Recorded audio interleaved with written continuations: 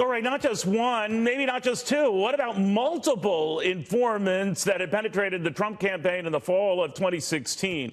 If it sounds incredible, just hear the reasoning behind this. Former Trump campaign aide, of course, queried by government authorities. Michael Caputo back with us. Michael, good to have you. Thanks for inviting me again, Neil. So you're convinced there were more than just at least one individual? Absolutely, mostly because I was approached as well. But this time, what's remarkable here to my approach is that it happened in the first week of May in 2016, very far off the timeline that the Mueller investigation and others are trying to hold to as to when the investigation into the Trump campaign actually began. So when you say May of 2016, what happened? The discovery of someone penetrating the campaign, or what? Actually, I was approached by an intermediary who had been talking to a government official, a former government official, who told him that they had Hillary Clinton-related emails at that government organization and that they wanted to get them to the Trump campaign. This was May 6th that he heard that in 2016. I was told by the intermediary on May 9th that they wanted to get them to me. This conversation continued back and forth for several days. I was in Trump Tower at the time. Whenever I got a call from the intermediary, I would walk outside of the office. I spent a lot of time in the hallway outside of the fifth floor office talking to this intermediary. And I told him that I didn't want to. At Trump Tower. Yes, sir. All right. So you're you're a top campaign aide at the time, at this time in the spring of 2016. This intermediary, what does an intermediary mean? It's a friend of mine who is willing to go on the record at the right time. I know we're trying, as you know, here on your show, to be cautious about names of people and organizations, but he wants to be on the record. He's willing to talk to Fox, and he and I were both kind of amazed that we were getting this kind of a contact from a government organization. Who was that coming from? Who was talking to the intermediary, or what type of, from what government agency? What could you say? I can't say the name of the government agency.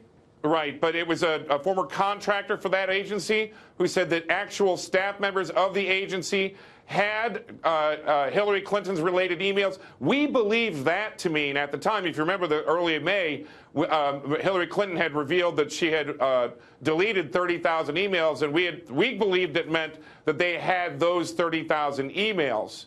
By the time the 16th of May came around, I came to the conclusion that I did not want to take possession of these emails. I thought they might be classified documents, and I urged through the intermediary that the people at the government organization do it through a proper whistleblower process.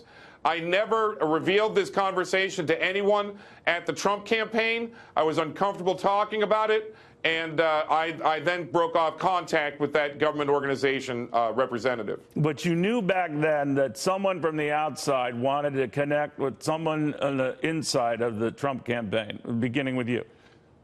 That's right. And, you know, I left the campaign on June 20th. That same person, the former contractor for the government organization, reached back out to the intermediary again at the end of July, trying to get him interested again in those emails.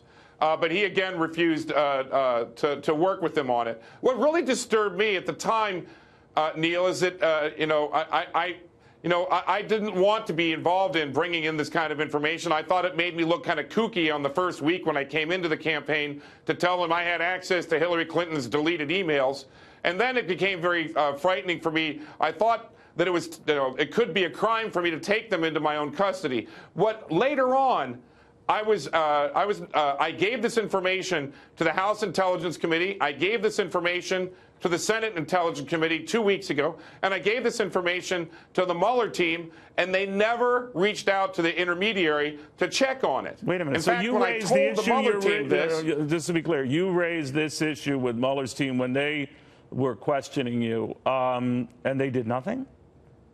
They weren't even interested. They didn't even seem to be taking notes. I offered them the timeline. Well, what did you think of that? I mean, you're talking about the possibility of someone from the outside trying to penetrate the Trump presidential campaign, and they weren't remotely interested. Did they follow up on it? Or even question you more about it? No, they didn't, and they didn't call the intermediary who's willing to go on the record about it. I have the telephone number of the former government representative who was trying to give this to us. I don't think they called him as well. He's kind of gone silent. We can't find him. What did that tell you, Michael, when they weren't interested at all in that? Well, I was really kind of palms up about this from the very beginning, because at first I didn't even think about it, because when I was asked by the House Intelligence Committee in July of last year whether I had been anyone offered me emails, they asked me if any Russian offered me emails, and it didn't come to mind that someone from the U.S. government apparently was trying to offer me emails. I came back to HPSI, to the House Permanent Select Committee on Intelligence, after recalling this at a later date and gave them that timeline. It didn't seem to interest them either. There's so much you can surmise from that. I won't offer any conjecture here, but knowing this is out there now, knowing that there was at least one person who was trying to penetrate the Trump campaign, and maybe more, did it dawn on you the dimensions of that at the time, to say nothing of later on when you were talking to Mueller and his folks? Well, I'll tell you, at the time, it didn't. You know, I thought it was odd. I thought it was perilous for me to get my hands on it, and you know, I frankly didn't think about it much after that. But then the emails were released in October from WikiLeaks, right. And I remembered that the government person who was contacting me through the intermediary talked about the Swedish waiver on dealing with Iran that was given to the Swedish companies right about the time they gave $26 million to the Clinton Foundation. That came out in the WikiLeaks emails in late October, and it blew my mind, because I remembered then, I was not on the campaign by then, right. I remembered that had been brought up in the first week of May, and to me, it struck me as, why are we talking about WikiLeaks emails that somebody from the government was trying to give me in May? That's startling. Michael, thank you very, very much. Former Trump campaign insider Michael Caputo, on a development that's raising a lot of questions here as to who would be interested in doing this, why were several interested in doing this, and when all was said and done, why the Mueller folks really weren't that curious about this.